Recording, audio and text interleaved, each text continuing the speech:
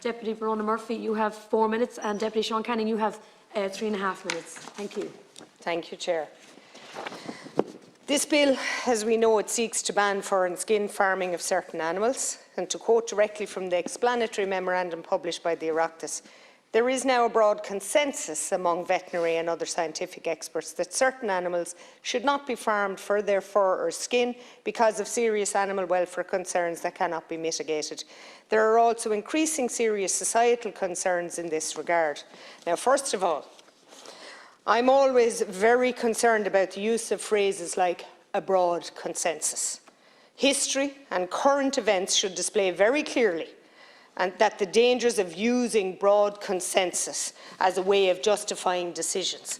And let me give you an example. We would have been 20 months ago told that there was a broad consensus not to wear masks, but a few weeks later they were made compulsory.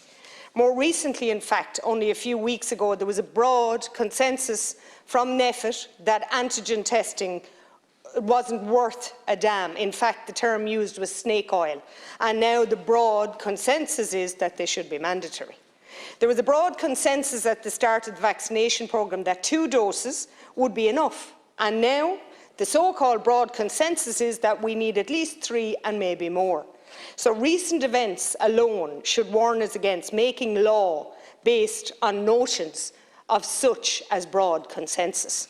And I think if we look more carefully at the arguments in favour of supporting this bill, I would be very concerned at some stage in the future where very similar arguments would be used to try and ban or curtail more mainstream farming of animals. We already hear talk about the ridiculous notion that limiting or reducing the total herd in Ireland will somehow make a material impact on climate change. Now, we see through the withholding of cap payments until certain eco-schemes are put in place, and that farmers are already being targeted in an unfair manner. The reason, of course, that the fur farming bill will receive government support is partly as a compromise to get the Greens on board in government negotiations, but also because it's an easy and relatively non-controversial way of making a government look compassionate. And there are only 3 fur farms in Ireland, so it's not going to be a big vote loser for any of the parties in government, but it sets a very concerning precedent. And I welcome the provision of a compensation scheme for those affected, because if this bill passes, then they're going to need it. But we can't just take away people's livelihoods without ensuring that they are financially compensated. And I'd ask the government to bear in mind, with regard to licence holding salmon drift net fishers, they might ensure that the same are compensated. But finally, Section 6 of the bill contains a definition of what a specified animal is. It goes on to list a whole host of different animals which this bill will apply to. And however, it further goes on to say that the Minister on the day may, by order, designate any animal or class of animal as a specified animal for the purpose of paragraph H of the definition specified animal in subsection.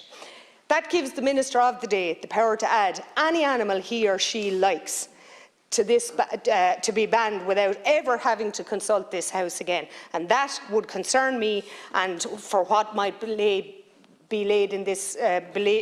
before us in the future, and it would effectively give the Minister the power to close down the Irish woollen industry at the stroke of a pen. Thank you.